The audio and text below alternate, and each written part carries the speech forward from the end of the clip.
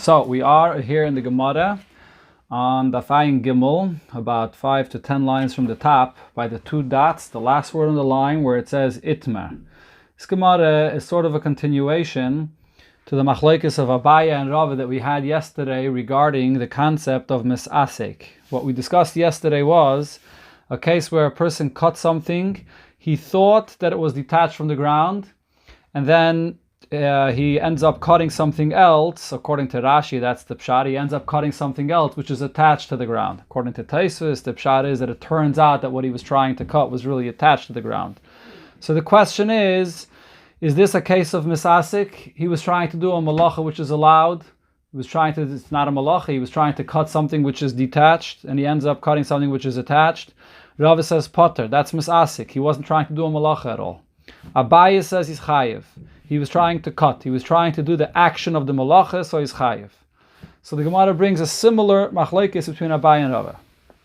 Zok the Gemara, Itma, we learned the following machlokes. Niskaven lizrik shtayim, a person intended to throw something in the Rosh Hashanah, only 2 ames. The shear of throwing something in Rosh Hashanah or carrying something in Rosh Hashanah to be chayiv, of course, is 4 ames, as we learned in the first Perek. So he only threw it 2 ames.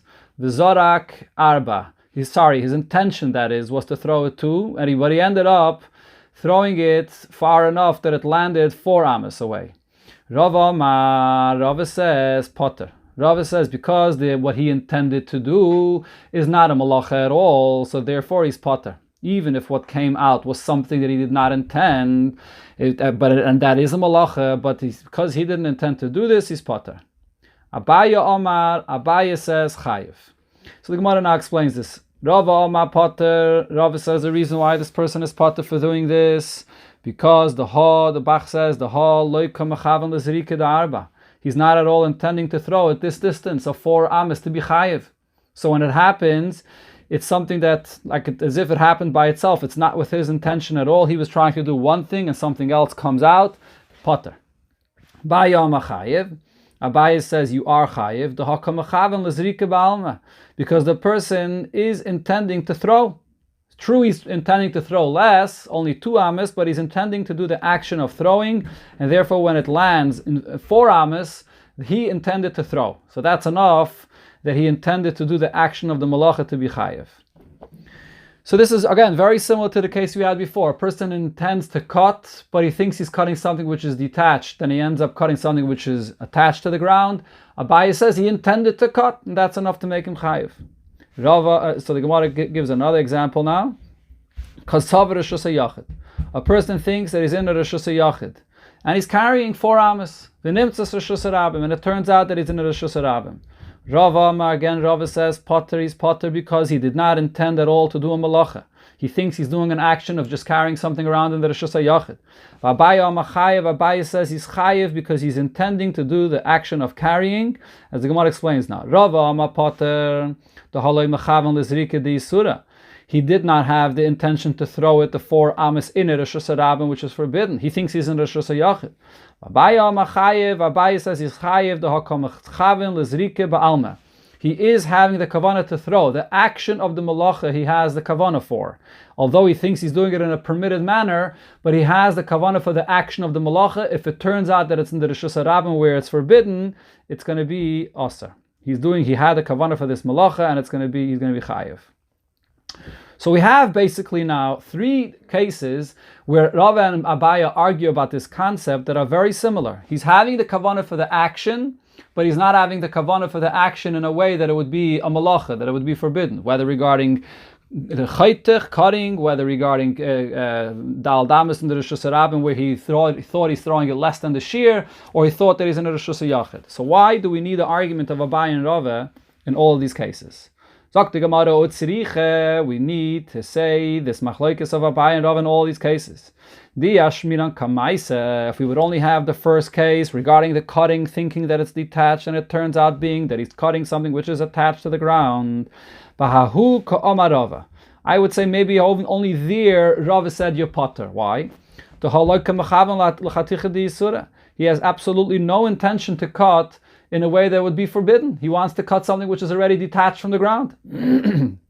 So in that case, Rav is lenient and says that it's misasik, he's potter. If a person intends to throw 2 amas and it lands in a distance of 4 amas, that he would be chayev. The arba beloy tarti loy mizdrik, to throw 4 without having the distance of 2 is impossible to get to the distance of 4 amas. It has to pass through the distance of 2 amas.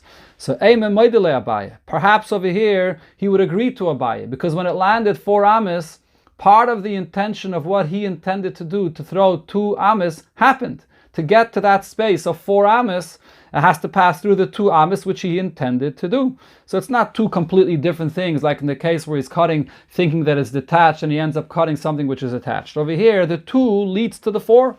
So what he intended to do happened. So I would say maybe here he's moeded to Abaye that he would be chayev. So therefore we have to teach me the second case that even here Rava says Yepotter. And if we would say only this second case here, then I would say Baha Ka'omar Rava. Perhaps only here Rava says that he's potter. After all, his intention is not to throw that distance of 4 amas. In the third case, where a person throws it 4 amas, he thinks he's in the Rishus HaYachid, and he turns out to be in the Rishus HaRabim. He actually intends to do the entire action of throwing it the distance of 4 amas. Maybe in such a case I would say that he agrees to Abaye since he intended to do this entire action. His only mistake was the location where he is. He thought he's in the Rishus HaYachid while he's really in the Rishus HaRabim. Here perhaps he agrees to Abaye that he would be chayev. This is not mesasik. Tzricha, we need this last case to teach me that he is potter, according to Rava. Now the Gemara brings a Mishnah, which we're going to learn shortly. Tnan, it says in the Mishnah, Ovis melachas arboim choser achas. There are 39 melachas. Va'avinam, but the question was asked, and we brought this up already twice before. Minyana lamali. Why is it necessary to give this number? Rabbi Yechanan answers, Asam kulam behela mechad, to teach me that if all of them were done behela mechad, that he forgot all of the melachas. And it was a shigigas malachas. He knew about Shabbos, but he forgot about the Isser of all the malachas. It was a Zodin Shabbos, that is. He was aware of Shabbos and he forgot about the malachas. Chayev al kol achas va'achas. You could be chayev to bring 39 chatois for all of the malachas that he forgot, and if he did all these malachas in one Shabbos. So the question now is, Bishloi mila bayim. Now, if he forgot about all the malachas, so what does he know about Shabbos? What does this person know? So according to Abaye, we could say, the Omar ki hai gavnem chayev. So Abaye says that in this case that we mentioned before, a person that's intending to throw 2 amas, and it ends up landing 4 amas. In such a kind of case, it would be chayev mishkachas la di yada di surah the Shabbos. He knows the Isser of Shabbos. V'yadalei Isser malachas. He also knows all the malachas of Shabbos. V'katav b'shiyurin. And the case over here is, like we mentioned in what Abaye is talking about, that he makes the mistake in the shear, meaning he intended to throw only 2 and it ends up landing 4. And the same thing with all of the other malachas of Shabbos. He wanted to do it less than the shear and it ends up happening like the shear, and therefore b'shoigig he's doing the malacha. So he knows of Shabbos. And he also knows there's a shigigas malachas, because he intended to do it less than what the shear of the malacha is, and it happens more. In such a case, he would be chayav for all 39 malachas, because it's a Zodin Shabbos. He's fully aware of Shabbos. He's actually aware of the malachas also, but it's just that the shogig is the way he's doing the malacha. And he's doing all 39 malachas in such a way that he intended to do one thing and another thing ends up happening b'shogig, and then he would be chayav 39 for all of them. That would make sense according to Abaye. But Rava says that in such a kind of case, where he intended to do less of a share and it ends up happening more of a share, he would be totally potter, because that's misasik, that does not fall under the category of shogig. Heichi mishkachasla. What's the case over here? If this person doesn't know of any of the 39 malachas, so that practically means he doesn't know of Shabbos, as we learned this question already in the Gemara before. If he doesn't know of Shabbos at all, so then he should be chayav only 1, not 39. So what do we have to answer? Bezodin Shabbos v'shigigas malachas. This person is aware of Shabbos, but he's unaware of all of these malachas. But how's that possible? If he's unaware of all of the malachas, so what does he know about Shabbos? So here we have again a review of what we learned in the Gemara before. We could explain this according to the opinion of Rabbi Yochanan the Amar, as we learned before. Rabbi Yochanan says, if a person forgot only the punishment of kares about the malachas, although he remembers the iser itself, the lav itself, so that's considered to be a shaygig, just forgetting the punishment of kares. So the case over here is, this person is aware of Shabbos. In what sense? He knows of the iser of Shabbos. He knows of the iser of Shabbos pertaining to all 39 malachas. So the only thing he forgot is the kares of the 39 malachas, and that's enough for him to become chayiv in all 39 malachas, even in one Shabbos. But if you follow Rab Shimon ben Lakish's opinion, the Omar Achi Yishgog Belav the kares. So if the person would be a shaygig, not enough that he doesn't know of the kares. Not knowing of the punishment is not a shaygig. Only if you do not know the aveda at all, you don't know the kares, you don't know the lav, then you're a shaygig. So the yadol al Shabbos b'mai. If in one Shabbos he forgot totally about all 39 malachas, so he doesn't know about Shabbos at all. So he's not a shigigas malachos. This is a shigigas Shabbos. He doesn't know about Shabbos at all. So why would he be chayiv 39? He should be chayiv once for not knowing Shabbos and being machal Shabbos. Answers the Gemara. The Yadala b'tchumin, he's aware of the existence of Shabbos regarding the Isser of Tchumin, which is additional to the 39 malachis, not to walk out of the Tchum Shabbos. V'alibed Rabbi Akiva, following the opinion of Rabbi Akiva, that considers the Isser of Tchum Shabbos to be a Isser min HaTorah, not only Isser min Rabbanan. So the Mishnah. So here the Mishnah finally, after so many different things we learned about the Isurim and the Malachis, the Neraisa and the Rabbanan of Shabbos, the Mishnah finally gives us the list of the Lamates Malachis.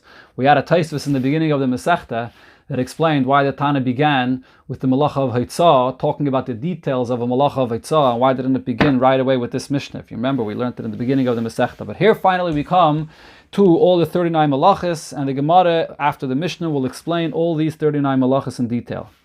Avis Malachis Arbaim Chaser Achas. The Avis Malachis are 40 minus 1. I mentioned this also already once before, that it's explained in different places, and Chassidus, the Rebbe brings it in a few places as well. I believe one of the places is Parshas Shoftim Tafshin Nun. The Rebbe spoke about this, why the Tana uses the expression of Arbaim Chaser Achas and not 39. All of these malachas refer to a person's work that he does here in this world, which is ultimately for the purpose of bringing the presence of the Eibusha into the world. And therefore, Arbaim Chaser Achas refers to the fact that what we do in this world is Chaser Achas. It's lacking that Achas, that revelation of the unity of the oneness of Hashem. And we have to bring that Achas into the world. All these different things are the uvdin, the chayil, the mundane activity that a person does in his lifetime in this world. So, what are they? Hazeireya, sowing, ha-chayrish, planting, ha-kaitzer, reaping, ha-ma'amer, gathering in the field, gathering everything together, va-hadosh, threshing, va-hazayre, winnowing. So the threshing is when the animals step on the kernels to separate the husk from the kernel, and then after it's loosened and sort of separated, you throw it up into the air, so the husk falls on one side and the kernel falls on the other side. Habayr, selecting what's not edible out of what's edible. Hatoichin, and grinding, v'hameraked, and sifting. Halosh, kneading, v'ha'oife, baking, hagoizes hatzemer, shearing the wool of an animal. V'hamelabnoi, and whitening it or washing it. V'hamenaptzoi, and spinning it. Hamenaptzoi would be combing it. V'hatzoivoi, and then dyeing it. V'hatoive, and spinning it. V'hameisech would be remember what Hameisech is. Hameisech is preparing the threads for the machine that they had in those days to be able to weave with it. Remember, I'm sorry, I don't remember now specifically. So in order to have this machine working, so they had this loom that they had to pull the two threads that they would then weave on it. So it prepares these two threads used for this loom. And weaving at least two threads, or unraveling these two threads, tying together two threads, untying, sewing together at least two stitches, and you tear something that was stitched together, but it has to be for a constructive purpose, almanas, to stitch it together again. Shtei tfires, also two stitches. Hatzad tzvi, capturing a deer. Hashaychatai, slaughtering it. Hamafshitai, removing the hide of the animal. Hamailchai, salting the hide of the animal, preparing it for tanning. V'hama'abed, and the tanning. Es'oirei, tanning the hide of the animal. Hamamachkai, smoothing it out, removing the hairs or anything else to smooth out the hide of the animal. Hamachatchai, cutting it down to a specific size. Hakaisef shtei oisies, writing two letters.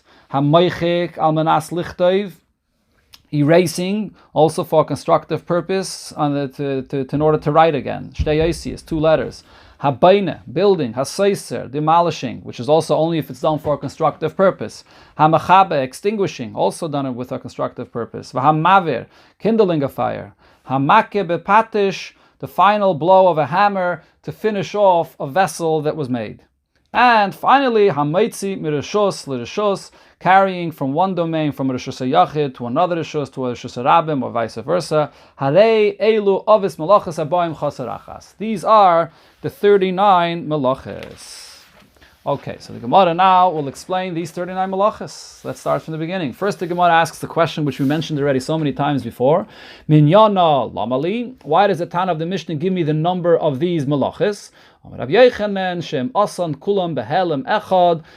they were all performed in the same Shabbos, with one lapse of unawareness, chayev al kol achas va'achas, he's going to be chayev 39 times if it was shigigas malachas and not shigigas Shabbos. Hazereya v'hachodesh. So the Mishnah began with zereya, sowing, and then chodesh, plowing. So the question here is, this seems to be out of order. Everything else seems to be in the order of the production of when you make bread, as the Gemara says in another place, Tane sidura de pas nakat, in order to bake bread. So it starts from the beginning, from the process of plowing and sowing and so on, until you have the final stage of baking the bread. But over here, the question is, this is out of order. Mechdi, let's see, michrav karve bereisha. Usually you first plow the field, and then you plant, and then you sow. Listni chaydesh. Why said Tana should first say plowing, v'hada listni zereya, and then afterwards you should say sowing. Answers the Gemara, Tana be'eretz Yisrael kai. This Tana is in Eretz Yisrael. The zari bereisha, they would sow first, v'hada karvi, and then they would plow the field. And the reason for this is, as Rashi explains, in Eretz Yisrael they would plow the field first, but then they would sow, and then they would have to plow the field again because the earth was so hard. So in order for the seeds to be absorbed into the ground, they'd have to plow it again after sowing. That's why the Tana uses this order here in the Mishnah, to teach me that this second plowing is also part of this malacha.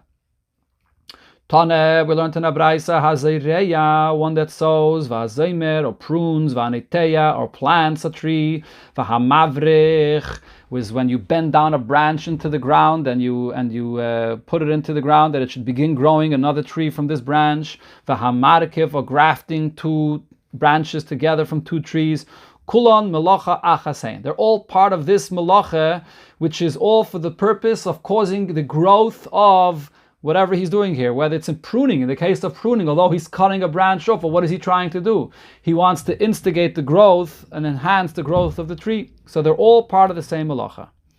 So the Gemara, my kamashmalon, what is the Tana of this Baraisa teaching me? Ha kamashmalon. This is what he's teaching me. Ha'ise malachas harbe. Me'ei malacha achas.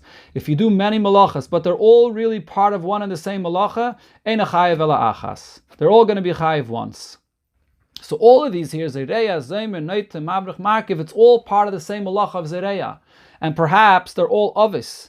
They're all part of, they're not even necessarily Toildas. That's all part of the Toilda of Zereya, and therefore Yechayev once. Although it's different actions, but it's for the same purpose, it accomplishes the same thing of instigating the growth. Amar Rav Achem, Amar Rav Chiya bar Ashi, Amar Rav Ami. Zeimer, Chayev Mishum Neiteya. Pruning, Yechayev for planting. If you're planting, or if you're bending down a branch into the ground to start a new tree, or grafting two branches, chayev mishum zereya. You're chayev for sowing that is, sorry. When you're sowing seeds in the ground for vegetables, or so. Two different things over here. It seems to be separating Naiteya, planting. First he says pruning is chayav for planting, and then he says planting, Naiteya, Mavrech HaMarkev is chayav for sowing. So what is this supposed to mean? Mishum Zeireya in, Mishum Naiteya loy? He's only chayav for sowing and not for planting? How could this be? How could we say that if you're planting, you're only chayav for sowing? No, rather say what he meant to say is Af Mishum Zeireya, that these Neteya, Mavrech, Markev are chayiv also for the melacha of Zereya, and therefore what he's trying to say is if there was sowing, and then along with the sowing were these three, whether planting or Mavrech or Markev, it's all considered to be part of the same melacha, and therefore he's going to be chayiv only once. Rav Kahana said, Zaymer v'tzarech leitzim. A person is pruning, he's cutting branches, but he also needs the wood for a fireplace. He wants to use the wood. Chayiv shtayim. So here he's going to be chayiv twice. Achas mishum kaitzer. Once for reaping, he's cutting the wood to be used for a fireplace, not just for the purpose of pruning. Achas mishum neteya, but because he's also cutting the branches that will instigate the growth of the tree, so he's doing an action which brings about the growth, and therefore he's chayiv for neteya as well. So he's chayiv with one action twice. Rav Yosef, similarly, Rav Yosef said, Haiman the kotl aspasta, person that cuts the aspasta, which some say is alfalfa sprouts, or some kind of sprouts that also instigates the growth. As soon as you cut it, it instigates it to grow more.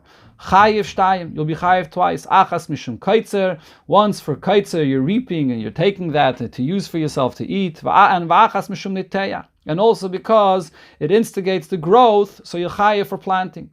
Amar Abaya said, a third case which is similar to this, Haiman the konev silke, a person that cuts the leaves from beets that grow on the ground.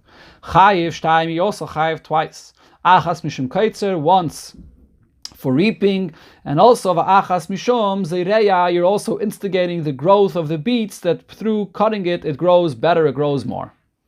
The next case in the Mishnah was v'hachayresh, plowing. Tonne, we learned in Abraisha, ha'chayresh, plowing, v'hachayfer, digging, v'hachayretz, or making a ditch in the ground. Kula malacha achasein, it's all part of the same malacha. You're softening the ground, whether through any of these ways.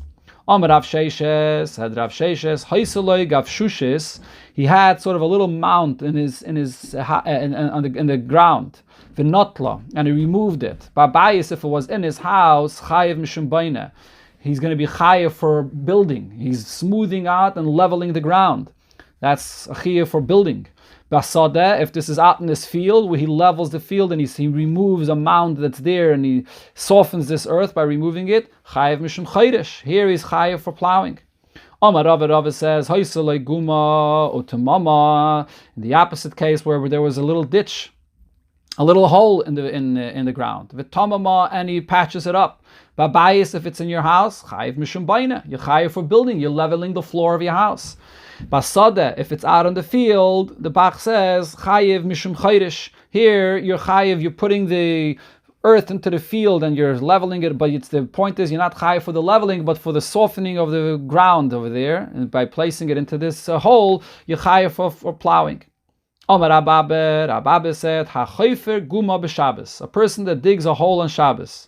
He's only doing it for the purpose not to make the hole, not to soften the ground, like it is in the case of a plowing where a person wants to soften the ground. He's only doing it for the purpose because he needs the earth for something.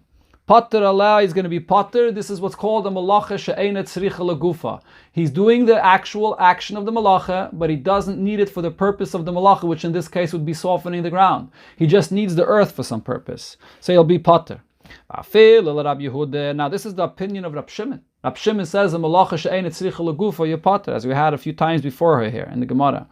Now even according to the opinion of Rabbi Yehuda, the Amma that says malacha she'eina tzricha lagufa chayev, anytime you do a malacha and you don't need it for the purpose of the malacha, you would be chayev aleh, you chayev.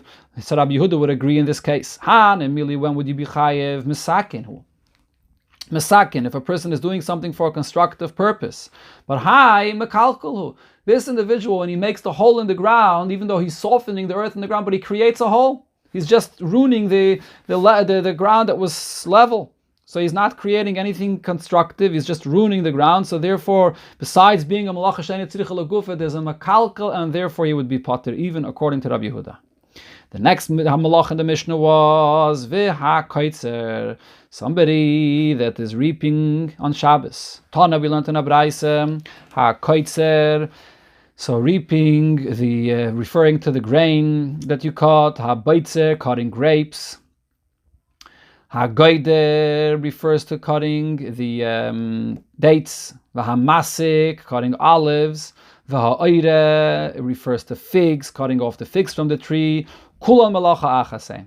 It's all the same malacha of reaping, harvesting, cutting, or whatever term you want to use. It's all the same malacha, and therefore you chayav on Shabbos. And as we learned before, it's one malacha, and if you do all of them in the same time, you're going to be chayav once.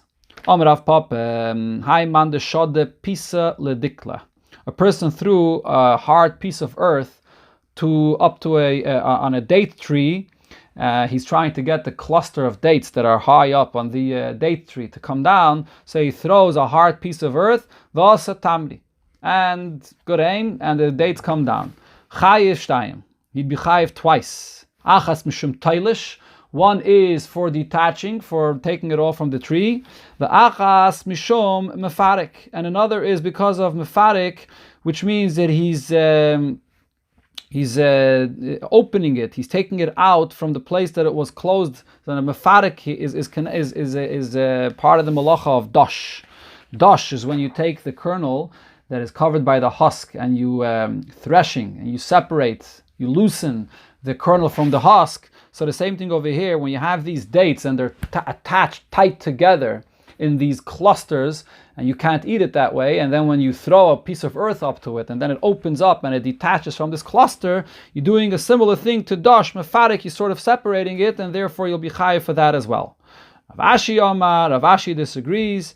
Ein derech tlisha bekach. This is not the way you detach, how you cut the dates from a tree usually. This is done in a way shalei kedarkai, ve'ein derech perike bekach, and it's not the way to detach and open them up from their clusters, and therefore you're not going to be chayiv for either one.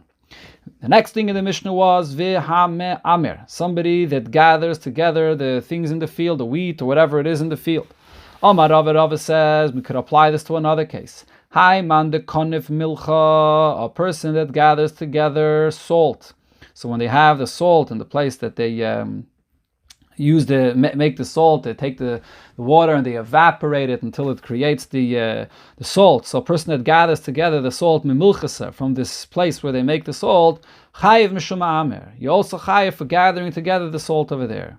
Abaye disagrees. Ein imur ela begidule karka. This malacha of imur, of gathering together, is specifically regarding things that grow in the field, not regarding any other items.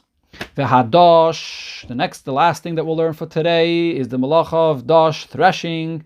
Tane, we learned in a Braisa, hadosh, threshing, which is removing the husk from the kernels. The hamenapet is referring to flax, where you bang it to remove the stalk, to soften it, to be able to take out the flax. The hamenafet is regarding cotton, the same thing, taking the cotton to remove the hard part to be able to use it. So it's all removing and be able to softening it up and removing the husk or whatever it is, the stalk, to be able to use it. Kulon melacha achasein. They are all part of one and the same melacha that you chayav for. Okay.